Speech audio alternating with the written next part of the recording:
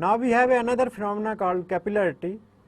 In capillarity, we have a liquid here, this is liquid, and if we have a tube, and if this tube is having very small diameter and it is dipped in this liquid, then sometime this liquid will go up, or if we have another liquid, then that liquid may go down.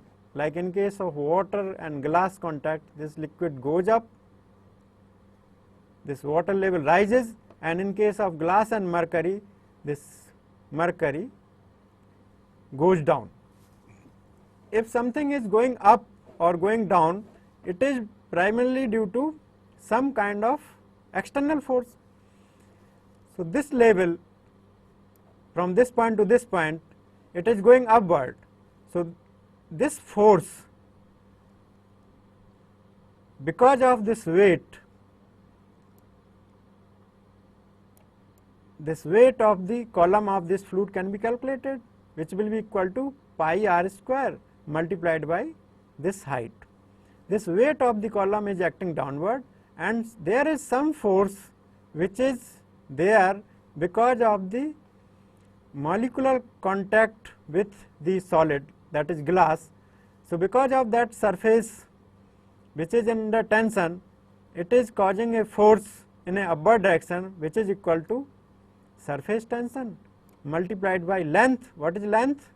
Length of the perimeter, which is equal to pi capital D, where D may be written as 2r pi into D into sigma. This is the net force on this periphery.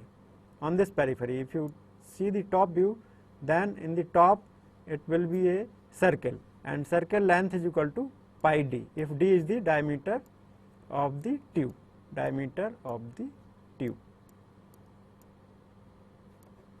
So, sigma into pi D, and if this angle is equal to theta, then what is the net force acting in upward direction?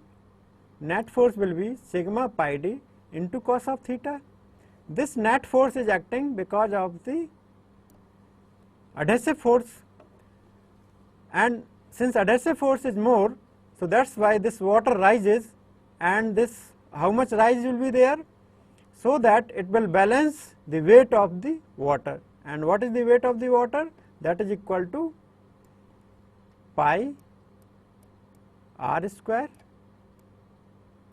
Pi r square is the area multiplied by h. This is the volume. If this is h, this height is equal to h. Pi r square h is the volume multiplied by weight density, of the fluid. So, if we balance these two, sigma pi d cos of theta, this is the force due to surface tension, and weight pi r square h into gamma, then we will get one equation. With the help of that equation, we can find out some of the answers with the help of analytical approach. So, similarly, here we have a depression. That depression can be explained that since this much mercury is being depressed, so it means that there is a net force acting in a downward direction which is causing it to move downward. So, how much weight is being moved in a downward direction, that can be calculated. So, we have a formula that can be written, and that is written here, pi r square h rho g, that is weight density is further expanded here, is equal to 2 sigma pi r, it is in the form of r, 2 r may be written as capital D cos theta. Now, this equation may be further simplified as h is equal to 4 sigma cos theta divided by rho g d, and we know that in case of clean glass comes in contact with water, then theta is equal to 0, then cos 0, this equation may be reduced to 4 sigma divided by rho g d, but subsequently that equation will be applicable for only when we have contact of glass and water. Now, this is a generalized formula. This can be applied for any situation. For that, we must know the value of theta. So, if we know sigma, if we know theta, and if we know the density of the fluid, if we know the diameter of the tube, we can find out that how much will be the rise or depression of the fluid in that tube.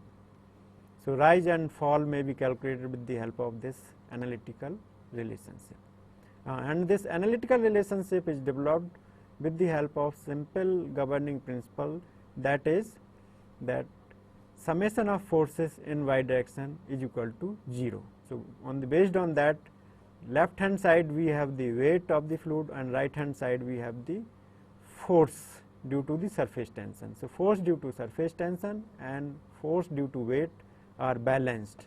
So, under equilibrium condition, summation of Fy is equal to 0. With the help of this governing principle, we have developed this analytical relationship.